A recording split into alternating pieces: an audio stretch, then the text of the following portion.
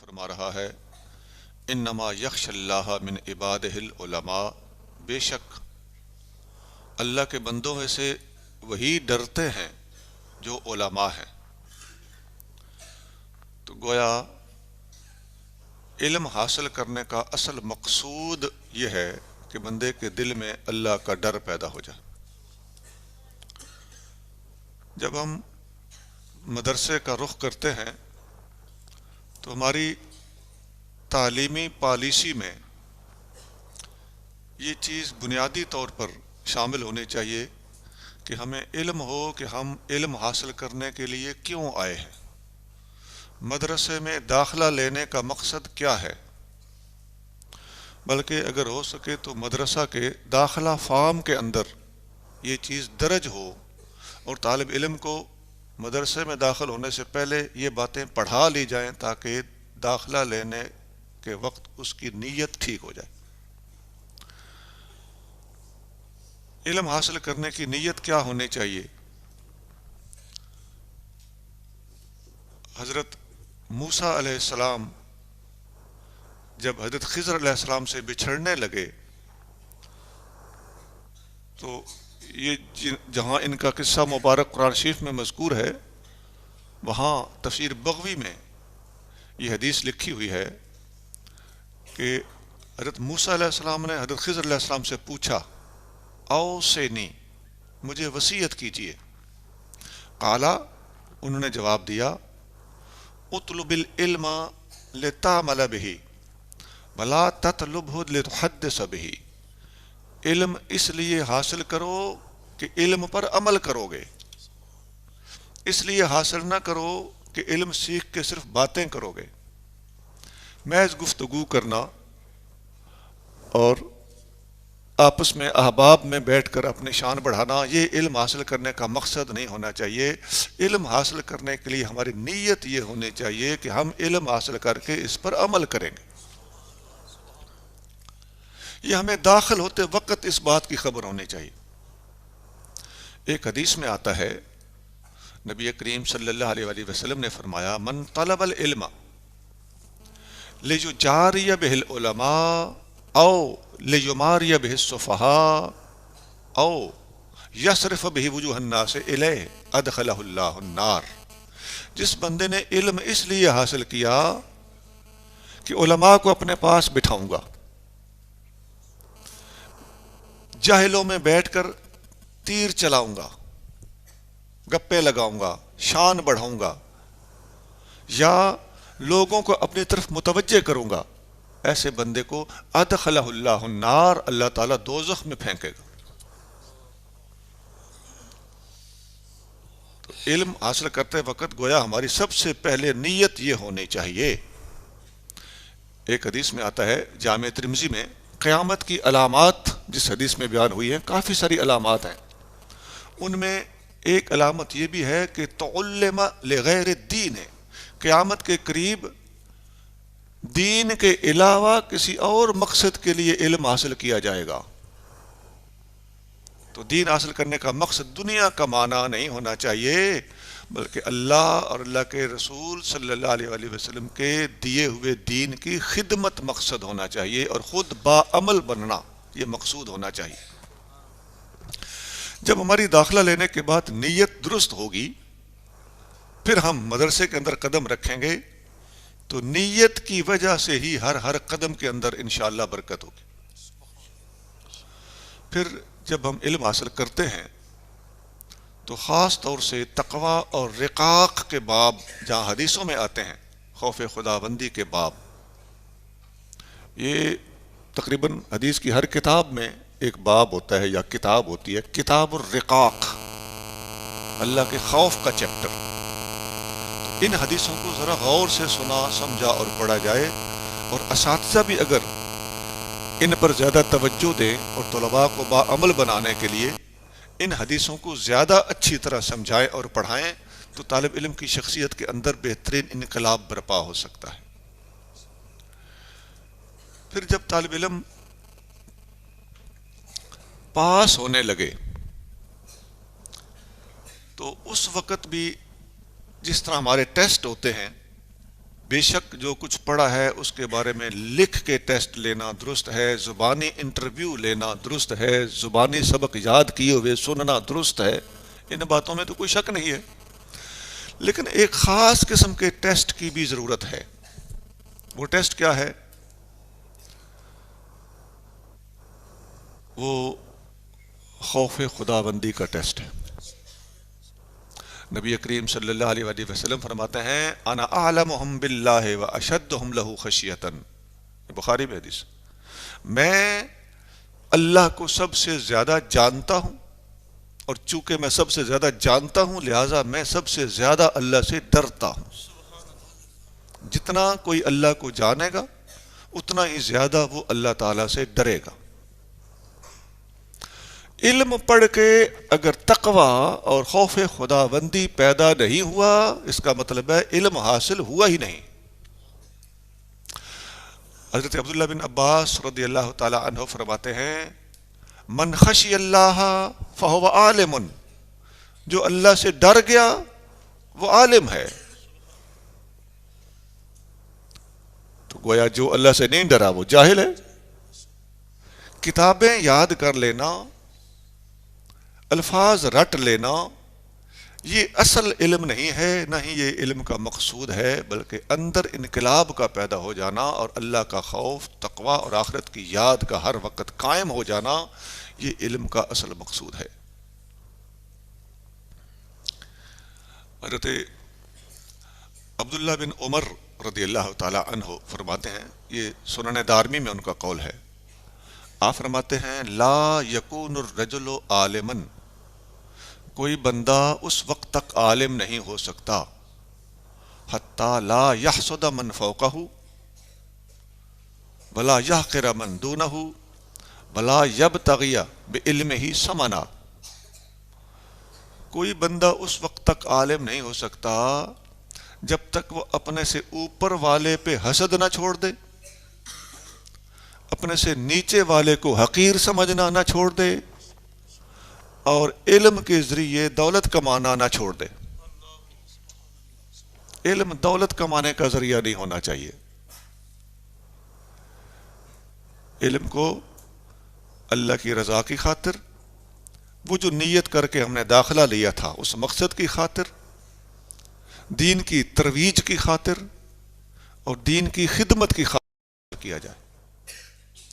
اور عالم بند کے پاس ہوتے وقت یہ شرط ہے کہ کوئی عالم اس وقت تک عالم نہیں ہے جب تک حسد نہ چھوڑے، چھوٹوں کو حقیر سمجھنا نہ چھوڑے، اور علم کے ذریعے سے دولت کمانا نہ چھوڑے۔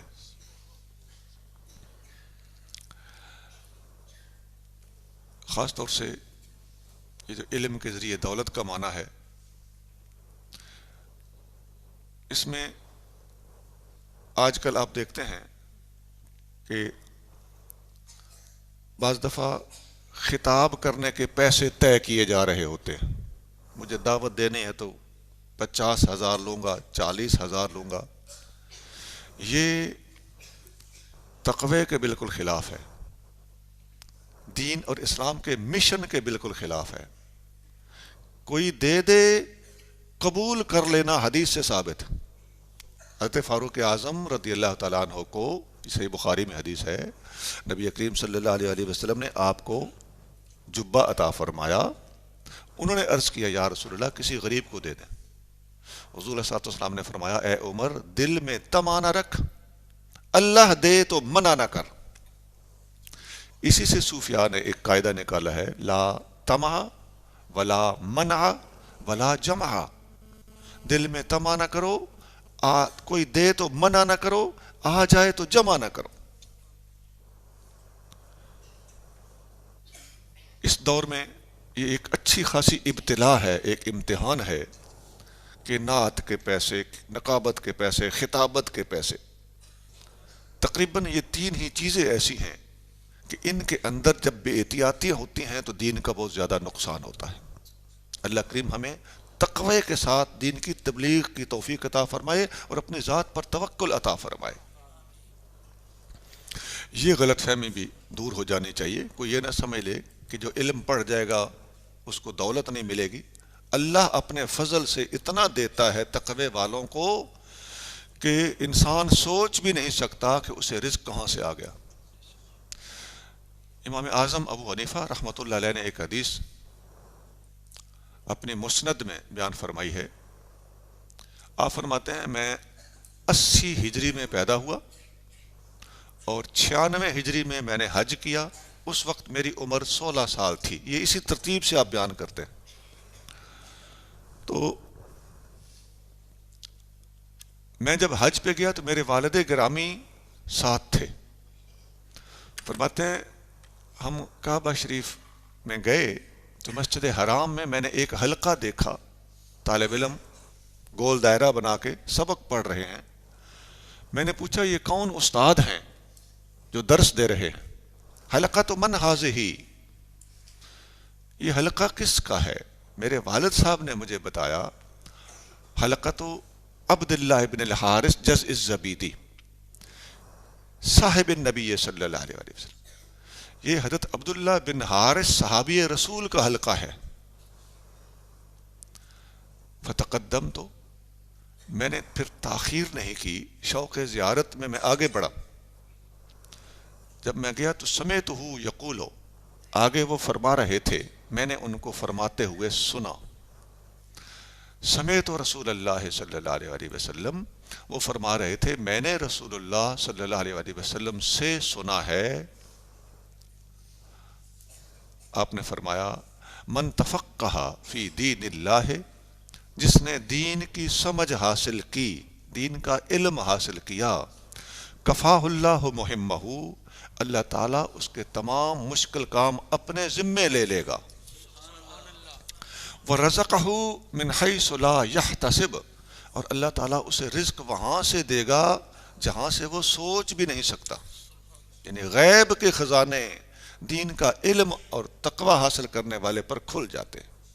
دین کی فقہ حاصل کرنے پر اللہ تعالیٰ غیبی خزانے کھولتا ہے، اور اس کی سمجھ سے بالا تر راستے اللہ تعالیٰ ایسے بناتا ہے جہاں سے اس کو رزق آنا شروع ہو جاتا ہے۔ اس وقت آپ آزما کے دیکھ لیں، پوری دنیا میں آپ کو M A, M Phil, P H D لوگ دنیا داری پڑھے ہوئے، سائنس پڑھے ہوئے ایسے ملیں گے جو بے روزگار ہیں۔ یہ لوگ آپ کو اپنی ڈگریاں جلاتے ہوئے نظر آئیں گے، لیکن کسی حافظ کو بھی آپ مالی طور پہ پریشان نہیں دیکھو گے۔ سب سے زیادہ برسر روزگار اور با معیشت دنیا میں اگر کوئی بندہ ہے تو وہ مسلمان مذہبی طبقہ ہے۔ حافظ ہو، عالم ہو، خطیب ہو، کوئی بھی ہو، اللہ تعالیٰ ان کو رزق عطا فرما رہا ہے، اور نہیں تو ٹیوشن ہی صحیح، اللہ تعالیٰ انہیں رزق دیتا ہے۔ لہذا میں نے یہ وضاحت اس لیے کر دی ہے کہ ہم نے دل میں اس کی لالچ نہیں رکھنی۔ اس کا یہ مطلب نہیں کہ ہمیں بھوکا مرنا ہوگا۔ آزما کے دیکھ لیجئے، دنیا والے یا دنیا کی طرف راغب حضرات دین کی طرف آ کے دیکھ لیں، انشاءاللہ تعالی رزق کے دروازے کھل جائیں گے۔ حتیٰ کہ شادی تک کے مسائل، سب سے کم مسائل مذہبی لوگوں کو ہیں۔ سب سے زیادہ شادیاں اگر کرتے ہیں تو مذہبی لوگ کرتے ہیں۔ ان کو لوگ رشتے دیتے ہیں اللہ کی خاطر، اللہ کے رسول کی خاطر۔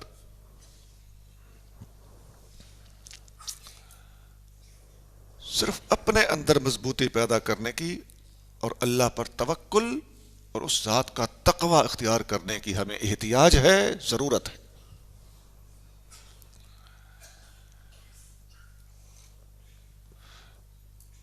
پھر جب پاس ہونے لگیں، میں نے عرض کیا نا کہ یہ تقوی اور توکل ہونا چاہیے۔ فیلڈ میں جا کے کام کرنے سے پہلے ہماری اچھی تیاری ہونی چاہیے کہ ہم تقوی کا پیکر بن کے مدرسے سے نکلیں۔ سنن دارمی میں حضرت عمیرہ ایک تابعی ہیں، ان کا ایک واقعہ وہ خود بیان کرتے ہیں کہ ایک بزرگ نے اپنے بیٹے کو کہیں پردیس علم حاصل کرنے کے لیے بھیجا۔ یہ علم حاصل کرنے کے لیے پردیس جانا علم کے حصول کا ایک اہم ذریعہ ہے۔ اس سے بھی تقوی پیدا ہوتا ہے، توکل پیدا ہوتا ہے۔ جو بندے عیش و عشرت میں پڑھتے ہیں ان کے اندر تقوی پیدا نہیں ہوتا۔ میز کرسی پہ بیٹھ کے کھا کے بھی دیکھ لو اور زمین پہ بیٹھ کے بھی کھانا کھا کے دیکھ لو، زمین پہ بیٹھ کے کھانے والے کے رزق میں بھی برکت ہوگی، شخصیت میں بھی برکت ہوگی۔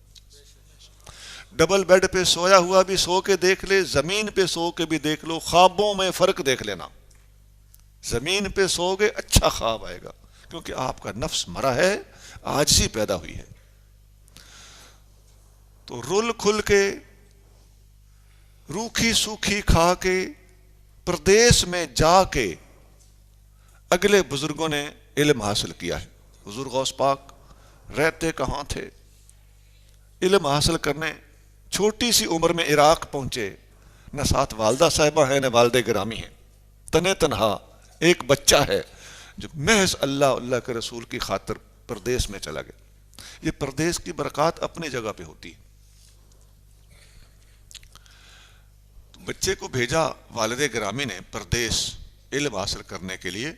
بچہ پڑھ کے آیا تو والد صاحب نے پوچھا کیا پڑھ کے آئے ہو؟ اس نے کچھ عبارات سنائیں۔ والد صاحب نے کہا یہ علم نہیں ہے، جاؤ دوبارہ پڑھ کے آؤ۔ وہ دوبارہ علم سیکھنے چلے گئے۔ کچھ عرصے کے بعد واپس آئے، والد صاحب نے پوچھا کیا پڑھ کے آئے ہو؟ اس نے سوچا شاید والد صاحب کچھ لکھا ہوا مانگتے ہیں، زبانیں سنائے کا کوئی فائدہ نہیں ہوا۔ اس نے کچھ لکھ کے بتایا، فرمایا یہ سفید کاغذ ہے اور اس پر کالی سیاہی ہے، بس میں اسے بھی علم نہیں سمجھتا، جاؤ دوبارہ پڑھ کے آؤ۔ طالب علم دوبارہ چلا گیا۔ کچھ عرصے کے بعد واپس آیا، والد صاحب نے کہا اب میں خود تمہارا ٹیسٹ لوں گا، بتاؤ اگر تم جا رہے ہو اور کوئی شخص تمہارے خلاف بولتا ہے، تمہاری مخالفت کرتا ہے تو تم کیا کرو گے؟ اور کوئی بندہ تمہاری موافقت کرتا ہے، تمہاری تعریف کرتا ہے تو پھر تم کیا کرو گے؟ اس نے کہا جی میں مخالف کی پرواہ نہیں کروں گا اور تعریف کرنے والے کی تعریف پر خوش نہیں ہوں گا، میں اپنے کام سے کام رکھوں گا۔ اچھا، والد صاحب نے اگلا سوال کیا، اگر تم راستے میں جا رہے ہو اور سونے کی اینٹ راستے پہ پڑی ہو تو کیا کرو گے؟ کہنے لگا میں پلٹ کے بھی نہیں دیکھوں گا اور نہایت وقار کے ساتھ اس کے پاس سے گزر جاؤں گا۔ والد صاحب نے کہا جاؤ بیٹا اب تم عالم بن چکے ہو۔ اصل علم کی روح یہ ہے، علم کے حصول کا مقصود یہ تھا۔ اگرچہ وہ زبانی سنانا بھی علم ہے، لکھ کے دینا بھی علم ہے، والد کا یہ مطلب نہیں تھا کہ یہ علم نہیں ہے۔ ان کا مقصد یہ تھا کہ تم علم کے حصول کے بعد علم کے تقاضے پورے کرتا ہے کہ نہیں۔ آپ کی لوگ تعریف بھی کریں گے، آپ نے بڑی اچھی کتاب لکھی ہے، آپ بڑا اچھا درس دیتے ہیں، آپ بڑا اچھا خطاب کرتے ہیں، تعریفیں بھی ہوں گی، اترانا نہیں، فخر کرنا۔ آپ جب کسی کو روکیں گے یا کسی اس کی غلطی پر اسے آگاہ کریں گے، لوگ شخصی طور پر، ذاتی طور پر، تنظیمی سطح پر آپ کے خلاف ہو جائیں گے۔ گھبرانا نہیں ہے۔ قربان ہونے والے بھی آئیں گے، مخالفتیں کرنے والے بھی آئیں گے۔ مرد وہ ہے، متوکل وہ ہے، مخلص وہ ہے جو کسی سے ڈر کے کام چھوڑے نہیں اور کسی سے چڑ کے کام کرے نہیں۔ ڈر کے چھوڑنا بھی گناہ، بزدلی، اور چڑ کے کرنا یہ اخلاص کا کباڑہ ہے، کسی کے مقابلے پہ کام کرنا۔ اس دور میں ڈر کے چھوڑنے والے تو کم ہیں لیکن چڑ کے کرنے والے بہت زیادہ ہیں، حتیٰ کہ خود اپنے ہی بھائیوں سے چڑ کے کام شروع کر دیا جاتا ہے کہ اس نے کیا ہے میں کیوں نہ کروں۔ دیکھیے رشک اور ہے، اس کی اجازت ہے، لیکن اندر ہی اندر خار رکھ کے مقابلہ کرنا یہ اور بات ہے، اس کی اجازت نہیں ہے۔ ہم اپنی مسجد کے باہر بھی اگر کچھ کلمات لکھائیں تو ہمارا مقصد کسی کا مقابلہ کرنا نہیں ہونا چاہیے، اپنی مسجد کی ضرورت کے پیش نظر لکھوایا جائے، اس میں اخلاص ہے۔ جب یہ چیزیں پوری ہوں گی تو گویا اب ہمارا مدرسے کے اندر داخلہ لینا بھی مخلصانہ ہو گیا، اور پڑھ کے فارغ التحصیل ہو کے نکلنا بھی مکمل تیاری کے ساتھ ہو گیا۔ اب اس کا تیسرا سٹیپ یہ ہے کہ جب ہم باہر نکلیں تو فارغ التحصیل طالب علم کو اس ٹیسٹ میں سے نکلنے کے بعد میدان عمل میں، فیلڈ میں کام کرنے کے لیے جن چیزوں کی ضرورت ہے، ان میں سب سے پہلی اور بنیادی چیز یہ ہے کہ طلباء اپنی لائبریری مکمل رکھیں۔ بلکہ میں عرض کروں گا کہ اگر ہو سکے تو مخیر حضرات یا مدرسہ والے، اگر ان کے پاس اتنا پیسہ ہے، اتنی جان ہے، توفیق ہے، تو اپنے طلباء کو چند کتابیں ضرور دے کر فارغ کریں۔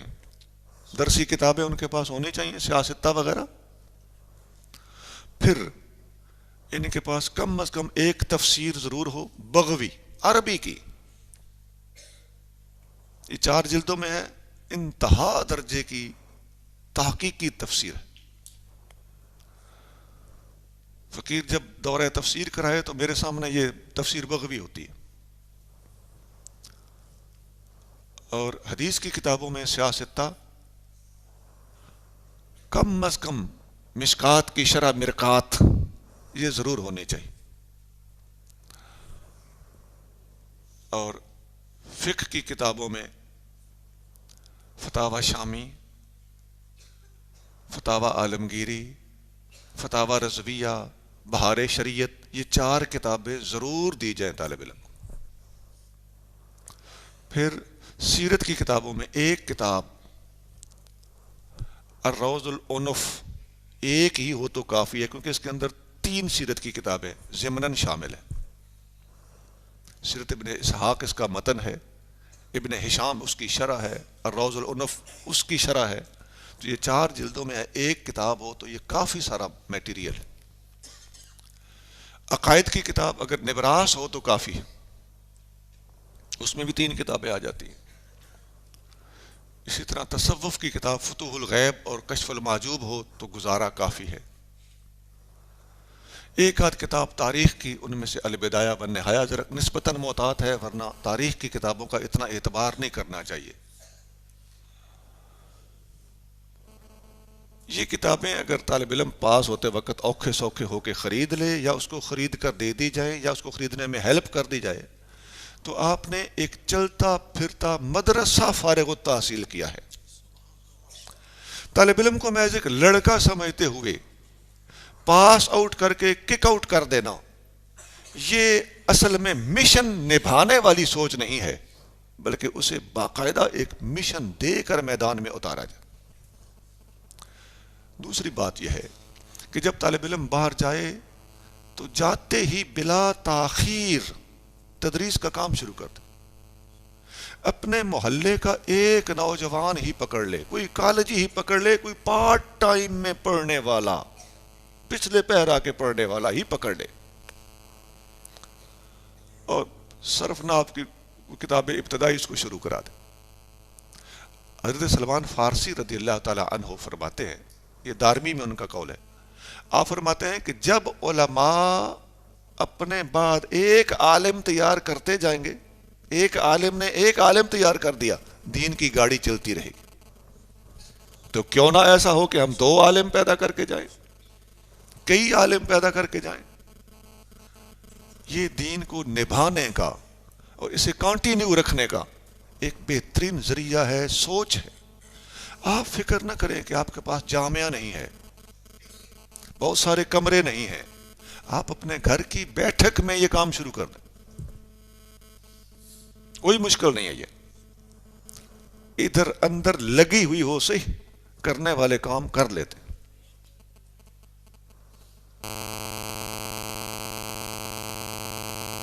فیلڈ میں کام کرنے کے لیے یہ جو 2 باتیں میں نے بتائی ہیں کہ کتابوں کا ہونا پھر آگے ایک طالب علم کم از کم زندگی میں پیدا کر کے جانا. ہم نے دیکھا ہے کہ طالب علم تو دور کی بات ہے، عالم دین، بہترین عالم دین دنیا سے چلا گیا اور اس کا ایک بیٹا بھی عالم نہیں ہے، جبکہ 4 5 6 بیٹے ہیں. یہ صورتحال بڑی خطرناک ہے. فیلڈ میں کام کرنے کا ایک اور ضروری جو گزارش ہے وہ یہ ہے کہ آپ زندگی بھر بیٹا کبھی بھی اجماع کے خلاف اور جمہور کے خلاف کوئی عقیدہ نہ پھیلانا.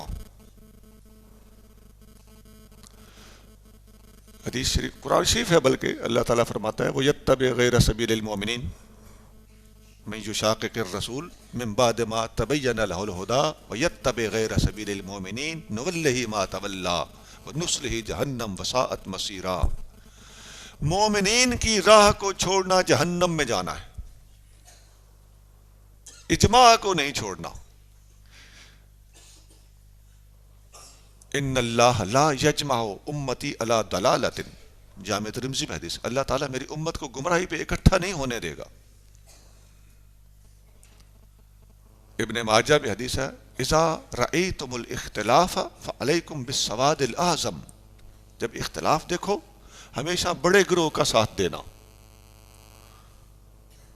تو اصول مل گیا کہ ہم نے اجماع کو کبھی نہیں چھوڑنا. اور اجماع کس مسئلے پر ہوتا ہے، ہمیں کیسے پتہ چلے گا کہ اس مسئلے پر اجماع ہے؟ آپ پوری کی پوری امت 1400 سال کے علماء کی فہرست تیار نہیں کر سکتے. اجماع کو فائنڈ آؤٹ کرنے کا طریقہ کہ اجماع ہے اس مسئلے پر، صرف اور آسان ترین طریقہ یہ ہے کہ آپ دیکھتے ہیں کہ جس مسئلے پر 2 4 5 7 مجددین نے لکھ دیا ہے کہ اس مسئلے پر اجماع ہے، آپ مان لیں.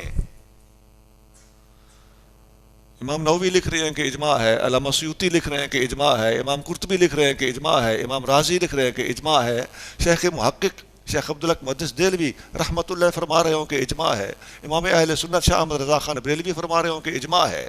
تو بس مسئلہ مکمل ہے، کنفرمیشن ہو گئی. ہم میں اتنی صلاحیت ہے کہ ان لوگوں سے بڑھ کے ہم تحقیق کریں کہ بھلا ان کا یہ قول صحیح بھی ہے کہ نہیں. ایسے ہی مسائل پر اجماع ہوتا ہے اور ان کا مجمع علیہ ہونا کنفرم ہوتا ہے جن کے بارے میں ان ہستیوں نے لکھ دیا ہو کہ اس پر اجماع ہے.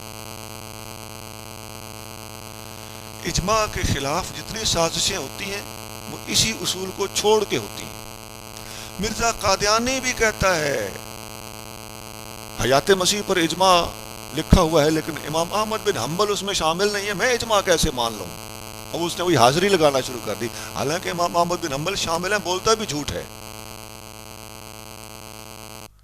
لیکن یہ حربہ بتا رہا ہوں کہ یہ مسلمانوں کا حربہ نہیں ہے، یہ غیر مسلموں کا طریقہ واردات ہے، اجماع کے خلاف سازشیں کرنا. یہ آپ اپنی زندگی کا اصول بنا لیں. اکا دکا قول آپ کو ہر موضوع پر کہیں نہ کہیں سے مل جائے گا. میں اس کی فہرست بتاؤں تو آپ حیران رہ جائیں گے. اکا دکا قول ہوا کرتے ہیں، ایسی باتوں پہ کان نہیں دھرا کرتے. اجماع اور اجماع نہیں تو جمہور کا فیصلہ ہی صحیح، یہ حرف آخر ہونا چاہیے. اور آپ کے ایمان کی اور دین کی تبلیغ کی سلامتی اسی میں ہے کہ آپ زندگی بھر فیلڈ میں کام کرتے وقت اجماع اور جمہور کے پابند رہیں اور امت کی اکثریت کا پٹا گلے سے مت اکثر ایسے لوگ مغرور اور متکبر ہوتے ہیں جو اجماع اور جمہور کے خلاف تحقیقات شروع کر دیتے ہیں. اب تک ہو گئیں یہ 3 باتیں. داخلہ لیتے وقت کیا کرنا ہے، پاس ہوتے وقت کیا تیاری کر کے اور کس خوف خدا کے ساتھ پاس ہونا ہے، اور فیلڈ میں جا کے کام کرتے وقت کیا کیا احتیاطیں کرنی ہیں اور کیا کیا اقدامات اٹھانے. فیلڈ میں کام کرنے کے حوالے سے میں دوہرا دوں، اپنے لائبریری لے کے نکلیں، جاتے ہی خواہ ایک طالب علم ملے تدریس شروع کر دیں، آپ کے علم کو زنگ نہیں لگے گا، اور ساری زندگی اجماع اور جمہور کی پابندی کریں۔ اب یہ تین چیزیں تو ہو گئیں، ایک چوتھا آئٹم اور چوتھی گزارش بھی ضروری ہے۔ اکثر اوقات اہل علم حضرات ایک وجہ سے ٹھوکر کھاتے ہیں کہ صرف اور صرف جب علوم ظاہریہ کو حاصل کیا ہوا ہوتا ہے اور نفس کی طہارت اختیار نہیں کی ہوتی، اخلاق نہیں سیکھا ہوتا، تصوف نہیں سیکھا ہوتا، علوم باطنیہ سے آشنائی نہیں ہوتی، تو اس وقت بھی علم ادھورا ہی ہوتا ہے۔ آپ جانتے ہیں حضرت سیدنا موسیٰ علیہ السلام اور سیدنا خضر علیہ السلام کا واقعہ قرآن میں موجود ہے، اور حدیث بخاری شریف میں ہے کہ حضرت خضر علیہ السلام کو جب سیدنا موسیٰ علیہ السلام نے یہ درخواست کی کہ میں آپ کے ساتھ رہنا چاہتا ہوں، تو انہوں نے کیا جواب دیا تھا؟ انہوں نے جواب دیا تھا انت علی علم علمکہ اللہ لا اعلمہ، اے حضرت موسیٰ علیہ السلام، آپ کو اللہ نے ایک علم دیا ہے، وہ علم میرے پاس نہیں ہے۔ وَأَنَا عَلَىٰ عِلْمٍ عَلَّمَنِيهِ اللَّهُ لَا تَعْلَمُهُ، ایک علم اللہ نے مجھے دیا ہے جو آپ کے پاس نہیں ہے۔ آپ میرے ساتھ صبر نہیں کر سکو گے۔ گویا دونوں علم الگ الگ قرآن میں بھی مذکور ہیں اور بخاری کی اس حدیث میں بھی مذکور ہیں۔ ان دونوں علموں کو ساتھ لے کے چلنا ضروری ہے۔ صحیح بخاری میں ایک اور حدیث ہے، حضرت ابو ہریرہ رضی اللہ تعالی عنہ فرماتے ہیں حفظت بالرسول اللہ صلی اللہ علیہ وآلہ وسلم وعاءین، یہ حضرت موسیٰ اور خضر علیہ السلام والی حدیث کے ساتھ ہی یہ بھی حدیث ہے، اس کے پڑوس میں کتاب العلم کے اندر۔ تو سیدنا ابو ہریرہ رضی اللہ تعالیٰ عنہ فرماتے ہیں میں نے حضور علیہ الصلوۃ والسلام سے دو علم سیکھے، فَأَمَّا الْأَوَّلُ فَبَسَطْتُهُ، ایک علم وہ ہے جسے میں کھول کھول کے بیان کرتا ہوں، وَأَمَّا الْآخَرُ لَوْ بَسَطْتُهُ لَقُطِعَ هَذَا الْبَلْعُومُ، ایک علم وہ ہے کہ اگر میں اسے بیان کروں تو لوگ میری گردن کاٹ ڈالیں، وہ علم لوگوں کی سمجھ سے بالا تر ہوگا۔ اس حدیث میں اول تو قرآن میں، پھر بخاری کی اس پہلی والی حدیث میں، اور پھر حضرت ابو ہریرہ رضی اللہ تعالیٰ عنہ والی اس حدیث میں ان باتوں کی تصریح ملتی ہے کہ علم واقعی دو قسم کا ہے۔ حضرت حسن بصری ایک روایت کرتے ہیں نا کہ العلم علمان، کلیئر کٹ ورڈنگ آگے، علم دو قسم کا ہے، علم فی القلب و علم علی اللسان، ایک علم وہ ہے جو دل میں ہوتا ہے اور ایک علم وہ ہے جو زبان پر ہوتا ہے۔ تو یہ دونوں علم ہمیں سیکھنے کی ضرورت ہے۔ جب ان دونوں علموں کو آپس میں اکٹھا نہیں کیا جاتا تو گمراہی زیادہ پھیلتی ہے، پھر ایک دوسرے پر فتویٰ بازی ہوتی ہے۔ کتابی عالم کہے گا کہ یہ صوفی صاحب جاہل ہیں، اور صوفی صاحب کہیں گے کہ یہ مولوی ہے، اس نے کتابیں رٹی ہوئی ہیں، اس کو کتابیں پڑھ پڑھ کے خشکی ہو گئی ہے۔ تو دونوں ایک دوسرے کا شکوہ کریں گے، حالانکہ حقیقت یہ ہے کہ دونوں اپنی اپنی جگہ پہ حق پر ہیں، کاش دونوں کا علم اکٹھا ہو جائے۔ بات اتنی سی ہے۔ اگلے وقتوں میں یہی ہوتا تھا کہ جو عالم ہوتا تھا وہی صوفی ہوتا تھا، جو کتاب پڑھاتا تھا اس کے ہاتھ میں تسبیح بھی ہوتی تھی۔ اب یہ صوفی اور عالم کی تفریق اور تقسیم کچھ عرصے سے زور پکڑ رہی ہے، اس لیے ہمارے معاشرے کے اندر صحیح طریقے سے دین کی اشاعت کمزور پڑ رہی ہے۔ کیوں نہ کتابی عالم ہو اور مراقبے کا ماہر ہو،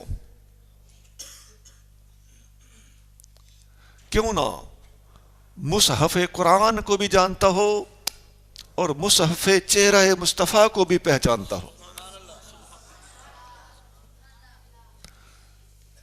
حدیث شریف میں آتا ہے نبی کریم صلی اللہ علیہ وسلم آخری دن جب دنیا سے جا رہے ہیں تو آپ نے مسجد شریف کے باہر آپ کا ساتھ حجرہ مبارک تھا، وہاں سے آپ نے پردہ اٹھا کے دیکھا کہ نماز کیسے ہو رہی ہے۔ طبیعت مبارک ناساز تھی، مسجد میں تشریف نہ لا سکتے تھے۔ پردہ ہٹا کے جب دیکھا کہ میرے صحابی میرے بعد نماز کیسے پڑھیں گے، وہ منظر دیکھنا چاہا، تو سیدنا ابوبکر صدیق رضی اللہ تعالیٰ عنہ نماز پڑھا رہے تھے، اور تمام صحابہ، انس بن مالک روایت کرتے ہیں کہ ہم سب نے نبی کریم صلی اللہ علیہ وآلہ وسلم کی طرف دیکھنا شروع کر دی۔ اب عین نماز میں قبلہ رخ کھڑے ہوں، سائیڈ سے حضور نے پردہ اٹھایا، دیکھنے لگ گئے حضور کو، تو فرماتے ہیں کہ کأن وجہہ مصحف، ایسے لگتا تھا کہ حضور علیہ السلام کا چہرہ مبارک قرآن کا صحیفہ ہے۔ تو یہ چہرے کی تلاوت ہے، ادھر قرآن کی تلاوت اپنی جگہ پہ برحق ہے، قرآن قرآن ہے، اللہ کا کلام ہے، اس کی عظمت میں کوئی شک نہیں ہے، لیکن ان دونوں چیزوں کو اپنی اپنی جگہ پہ سمجھ کر ایک ہی شخصیت کے اندر یہ دونوں علم اگر جمع ہو جائیں، وہ سورت کو بھی جانتا ہو اور سیرت کو بھی جانتا ہو۔ اب مسئلہ یہ ہے کہ سورت والا سیرت سے بھاگے اور سیرت والا سورت سے بھاگے، تو یہ علم کی تکمیل نہیں ہے، یہ علم کا ادھورا پن ہے۔ ان دونوں چیزوں کو جب جمع کیا جائے گا تو پھر صحیح طریقے سے ہمارے اندر اسلام مکمل ہو کے اترے گا۔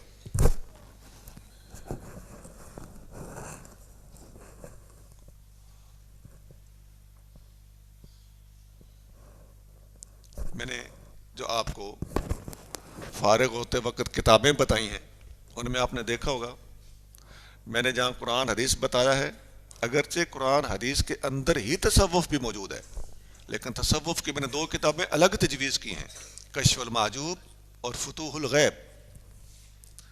ویسے اضافی مطالعہ کرنے کے لیے ذوق والے علماء جو فاضل علوم سے آگاہ ہونا چاہتے ہوں، فقیر کا مشورہ یہ ہے کہ وہ 3 کتابیں اور بھی ساتھ ایڈ کر لیں۔ امام غزالی کی احیاء العلوم، اب یہ ہاتھ پڑھنے کی بات ہے نا کہ کسی کی قوت خرید کتنی ہے، یہ بڑی کتابیں نہیں ہیں، مختصر کتابیں۔ احیاء العلوم 4 جلدوں میں 1 جلد میں بھی ملتی ہے۔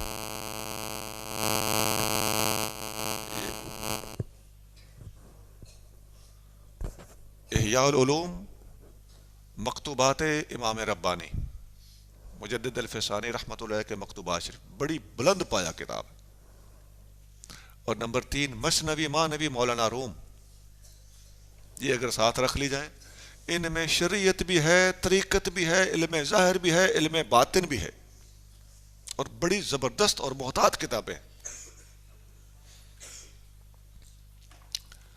بالآخر میں امام مالک رحمۃ اللہ کا ایک قول عرض کر دیتا ہوں۔ امام مالک کا قول بڑا معروف ہے علماء میں اور طلباء میں بھی، بہت ساری کتابوں میں یہ قول موجود ہے۔ مرقات میں ملا علی قاری نے بھی نقل کیا ہے، الانوار القدسیہ میں امام شورانی نے بھی نقل کیا ہے، متعدد دوسری کتابوں میں بھی موجود ہے۔ آپ فرماتے ہیں من تفقہ ولم یتصوف فقد تنفق، جس نے دین کی فقہ کا علم پڑھا اور تصوف نہیں سیکھا، ایسا بندہ، اس میں منافقت کے جراثیم ہوں گے۔ ومن تصوف ولم یتفقہ، اور جس نے تصوف سیکھا اور علوم ظاہریہ اور فقہی علم حاصل نہیں کیا، فقط تزندقہ، ایسے بندے میں تزندقہ، زندیق ہونے کے جراثیم ہوں گے۔ صرف ظاہری علم ہو باطنی نہ ہو تو منافقت، اور علم باطن ہو اور ظاہری نہ ہو تو زندقہ، یہ زندقہ منافقت سے بھی خطرناک ہے۔ ومن جمع بینہما فقد تحقق، اور جس نے علم ظاہر اور علم باطن کو جمع کیا، علوم کو بیک وقت حاصل کیا، فقد تحقق، وہ محقق بن گیا۔ اس کے پاس دین کی صحیح تصویر پہنچ گئی، اصل عالم دین بن گیا۔ اس دور میں ہم اچھی طرح اس بات کو نوٹ کر رہے ہیں، گھوم پھر کے دیکھتے ہیں، افراد سے ملاقاتیں کر کے محسوس کرتے ہیں کہ کہیں ایک چیز کی کمی ہے، کہیں دوسری چیز کی کمی ہے۔ ان دونوں چیزوں کو اکٹھا کرنے کی اللہ مجھے اور آپ کو، خصوصاً اس جامعہ کے، یہ ایک آستان پاک کا جامعہ ہے، یہاں یہ دونوں چیزیں جمع ہونی چاہیے۔ پھر نکلے فیلڈ میں، پھر جائیں میدان میں، آپ کتاب کے بھی ماہر ہوں، مراقبے کے بھی دھنی ہوں، پھر پتہ چلے گا۔ آپ سیرت پر بھی عبور رکھتے ہوں، صورت کو بھی پہچانتے ہوں۔ اللہ کریم جل شانہ ان گزارشات کو سمجھ کر عمل پیرا ہونے کی توفیق عطا فرمائے، اور اس جامعہ کو اللہ کریم جل شانہ ترقی عطا فرمائے۔